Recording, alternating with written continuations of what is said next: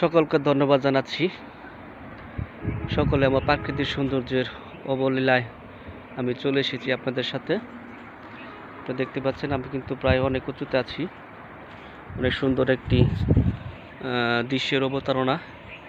আপনারা সকলেই প্রাকৃতিক সৌন্দর্যে বিভোর হয়ে আমার পাশে থাকেন।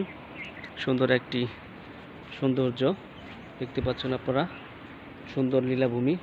আমি প্রায় সমুদ্রপৃষ্ঠ থেকে 300 ফুটের মতো উপরে আছি। হ্যাঁ, 300 ফুট হবে আর কি উপরে আছি। আসলে এটা নিজেকে না দেখালে চলবে না। দেখতে থাকেন, শুধু গাছ আর গাছ, বন জঙ্গলে ঘেরা চতুর্পাশে আর কি। সকলকে আমার ভালোবাসা জানাচ্ছি। সুন্দর একটি মুহূর্তে সূর্য অনেক কাছে, আমার কাছে সূর্য কিন্তু আমার অনেক কাছে, ঠিক আছে। সূর্য কিন্তু আমার থেকে বেশি একটা দূরে নয়, মনে হচ্ছে সরাসরি তাপ লাগে। দেখতে পাচ্ছেন আমি কত উপরে, সর্বোচ্চ উপরে আছি আর কি, সর্বোচ্চ উপরে আছি। দেখতে থাকেন, সুন্দর এক প্রাকৃতিক নীলাভূমি আপনাদের সাথে নিয়ে এসেছি। যেখানে কাজ করে না, যেখানে আছি প্রকৃতির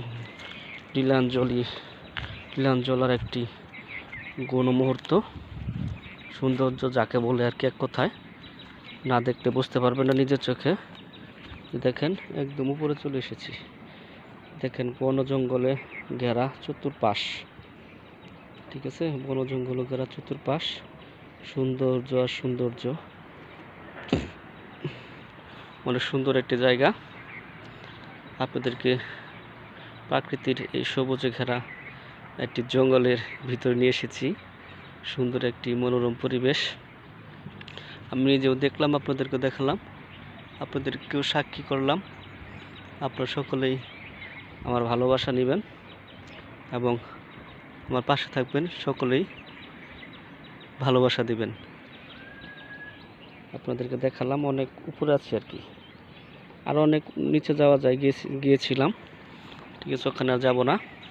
সুন্দর মনোরম পরিবেশে একটি প্রাকৃতিক দৃশ্য আপনাদের মাঝে তুলে ধরলাম। দেখতে পাচ্ছেন সৌন্দর্য, নীলাভূমি সৌন্দর্য, যা অনেক ভাষা হারিয়ে যায় আর কি, ভাষা হারিয়ে যায়। এত সুন্দর একটি পরিবেশ, এত সবুজে ঘেরা একটি পরিবেশ। যাই থাকুক তো কিন্তু পাথরও আছে, প্রচুর পাথর, যেদিকে হাঁটবেন শুধু পাথর আর পাথর। পাহাড়ের উপরে শুধু পাথর ছাড়া কিছু নেই।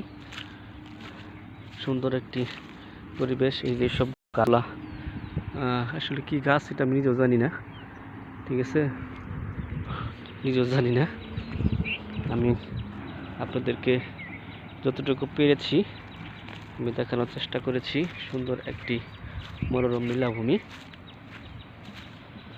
কি সুন্দর। ওই যে মানুষ কাজ করতেছে, অনেক মানুষ আছে জঙ্গলের ভিতরে। আমি বেশি দূর যাইনি, আসলে যাওয়াটা ঠিক না, অনেক কিছু এখানে পড়ে রয়েছে, রিক্স আছে, একা অপরিচিত জায়গা, নতুন মানুষ, ঠিক আছে। দেখালাম আপনাদেরকে সুন্দর একটি প্রাকৃতিক দৃশ্য, যা না দেখলেই নয়। দেখালাম আপনাদেরকে সুন্দর। যাই হোক, থাকতে থাকেন, ইনশাল্লাহ পরবর্তীতে আরও ভালো কিছু দেখাবো। সুন্দর একটি বন জঙ্গলের ভিতরে, পাহাড়ের উপরে মানুষ কীভাবে বসবাস করে তা নিজে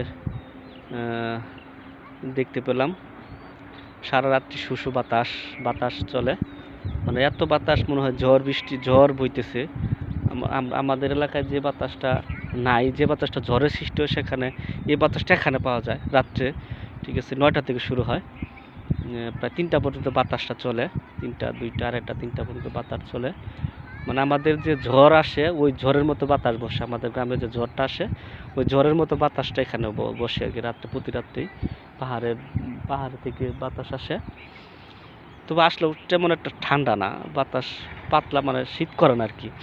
সুন্দর একটি বাতাস, শীত নাই বললেই চলে, শীত একদম কমে গিয়েছে। পাহাড়ের উপরে কোনো শীত নাই, গরম লাগে আর কি, ঠিক আছে। আমি যেখানে থাকি আর কি, অনেক উঁচুতে। ইনশাল্লাহ আজকের মতো আমি আপনাদের কাছ থেকে এখানে বিদায় নিচ্ছি। আবারও দেখা হবে। আল্লাহ হাফেজ, ভালো থাকেন সকলেই।